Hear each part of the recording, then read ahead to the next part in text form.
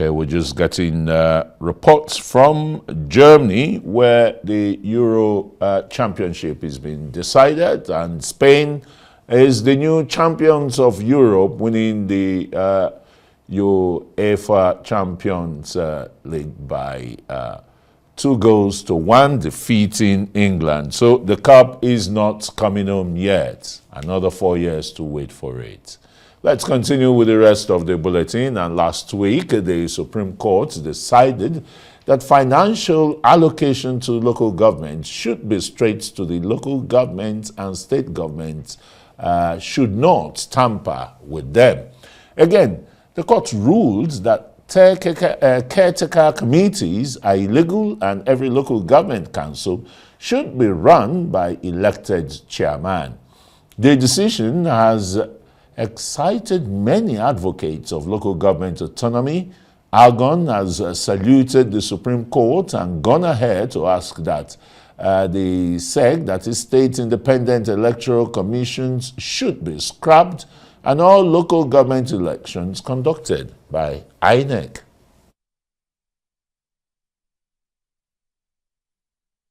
The Supreme Court verdict has raised some important questions. First, apart from sharing allocations, how will the local government be financially viable, for example? What instruments and frameworks exist to ensure them to be accountable of financial allocations to the local government? Do we need INEC to conduct local government elections to guarantee real democracy in the third tier of government? Well, let's have this conversation with Associate Professor of Law, Sam Amadi. Very warm welcome to Newsnight. I mean, a barrage of questions there. Where do we start from? How can the local government, what kind of capacity do they have to generate eternal revenue? I don't want you to look at local government in Lagos. That's the commercial nerve center of this country. Don't look at Obiakpo, that houses a lot of, the oil companies, Worry North, Worry South, and the rest, Let's look at those extreme local governments. I think that's the right question to ask, because, this euphoria may be justified because of how local governments have been bastardized and suffered in the past. But we are putting a lot on the judgment because it was allocation. And the problem with allocation is that allocations suffer like oil dodge disease. I mean, so there's a moral hazard. People feel, well, it is a resource that we don't work for. And so we share it, and so you multiply 774 centers of sharing and misappropriation instead of 36 under FCT. So you don't have 774. And so you basically end nothing. So the question we should look at that the essence of the local government structure in the 1976 decree, which the Constitution captured, is that this local government becomes a site for economic development. The local government is not just there to spend federal allocation, it's there to generate revenue. And so the question now is how to make it economically viable. And again, it can't even address the issue of real economic growth without rural economy, agro-based development, cottage industries. Those are supposed to be local government contributions. So even resource production for bigger commercial activities should come from local governments. So we now say, okay, fine, you've got your financial autonomy. Now tell us, how will you begin to have value addition, so that if local government allocation is 130 million, for example, a month, local government carries that 130 million next month, probably has extra 10 million arising from wealth that has created within that development and reasonable taxes and rates that people who are working.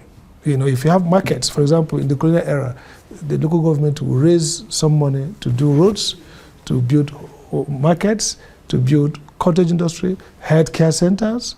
And so functional local government is where we should be going to. And the question then is, maybe we need to have some kind of framework. The federal government can lead now and bring experts together and say, okay, we want to produce a model economic development structure where the local government itself, working with the state, can now be a real site of economic activity, create wealth, and therefore not just talking about, because if we keep sharing this sum, I mean, we are still poor as we are, only that we are sharing it. It's like a family that has 2 bags of rice, and they're 30, but you share it in block of 3, and then I share it in blocks of 6 to 2 people. So basically you are sharing the same bag of rice, but now sharing points are many, and that's the point we want to escape. So that's one question. The other question is, okay, fine.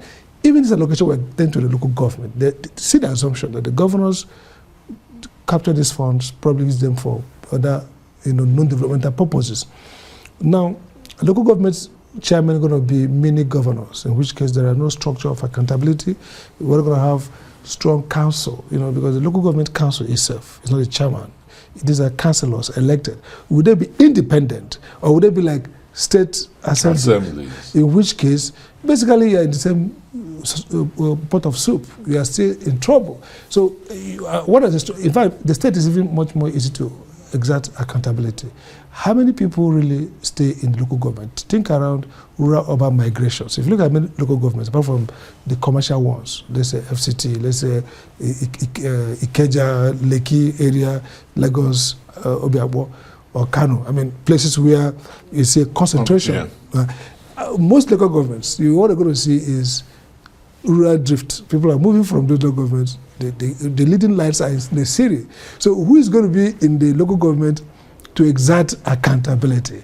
What structure will you have to ensure that if you hit 160 million to Ngobala, my own local government, so that you have enough in a month. Exactly, you have enough civic groups. Are you going to expect Serap, to fly into Ngobala to extract accountability? Do you have? How are you going to help? But the local governments have auditors. They have Auditor General of local government. Each council has absolutely, just like they have auditors of states. The key point is that these are. So I'm saying that the same system that is now compromised is the same system you're going to use. So you have to think around how do you create, empower, improve, and vitalize the structures of accountability, so that we're not just transferring money by passing governors and getting this money lost again. Money to be meaningfully spent. Exactly.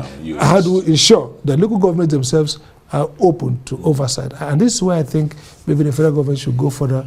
The Supreme Court, now that the Supreme Court has started acting arguably as the text of the Constitution to craft a remedy, then they should continue to craft extra remedies. And be amending the Constitution amending the Constitution gradually from the courts. It's constitutional interpretation that, Larry Summers, Harvard professor of law, says what they call the living so most of the constitutional doctrines don't have textual support. Judges construct them, to deal with remedies and blame and tie them to constitutional text. It's their forte anyway, absolutely. So they have the absolute, yes. Absolutely, you need to do more to make sure that this minimal support doesn't filter away. And, it's wired up so that the local government system can really have the benefits, desired for the people. Absolutely. Now, Algon is worried again, another anxiety in the air about the state electoral, independent electoral commissioners organizing elections. Should INEC be burdened with local government, or what kind of transparent system should we be looking at, particularly at the local government level, which is, the bastion of grassroots democracy? I think that's a good question. First, the clear point that the governors, because local governments are hidden and far-fetched, all the actors, noisemakers, quote-unquote, or the activists, nobody goes there. So the governors has basically... So the EFCC will have a lot of work to do. They'll have a lot of recruitment to make, so that, so these people are domiciled in the local... But don't forget that the Supreme Court judge say, look, the EFCC has limitations in terms of jurisdiction. But the key point here is, INEC should not, 3 reasons why we shouldn't ask INEC to do the election. I know Nigerians are exasperated. And we like band-aid. We like to fix things without the process. So we either a strong man come and help us, Tinubu come and take off this bad state electoral. No, that's not the way. INEC first, it is against federalism for a federal agency like INEC to do local. In fact, people have even argued that presidential elections at the local level should be done by local authorities. So just like the US, for example, we have a presidential election, but states are responsible and counties for administering those elections under federal law. So federal law provides process and state law provides who can vote. Some states, maybe felons, cannot vote. In some states, people can vote. So the truth of federalism is that local elections should be locally constructed. The state shouldn't have a hand in it. The federal government should not. The federal government, we can only use constitutional, we have a constitutional provision against non-discrimination, human rights, violation, nature of campaign. It can't form a party for religious or ethnic issue. You have to form national party. So those are general federalized rules. Laws or rules. Then you craft state laws that, kind of fit in them. Second issue why I shouldn't do is that INEC is even struggling for credibility. I mean, people just woke up in the morning and say, oh, INEC. I mean, INEC has been boggling elections all through. So, I mean, so what's the incentive that INEC will go there and do free and fair elections? So we shouldn't even think about it. The third reason is that democracy is learning by doing. I mean, so if we don't create incentive for people to go to local government and contest and fight the governors. Look, democracy has to be won. You have to fight them. Fighting doesn't mean physical fight or violence or protest.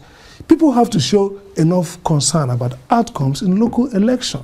And the only way they can do that is that if local governments become sites for transformative governance, it matters. So you know that local government can build roads, local government can do that. Now that they're getting their money, if it's coupled with an engine of growth and people see that local government matters, then the parties, individuals from those local governments will go there and begin to challenge the rules under which SEC operate, and then begin to put pressure on the legislators to create much more independent state electoral commission. So I think we should not try to leapfrog everything.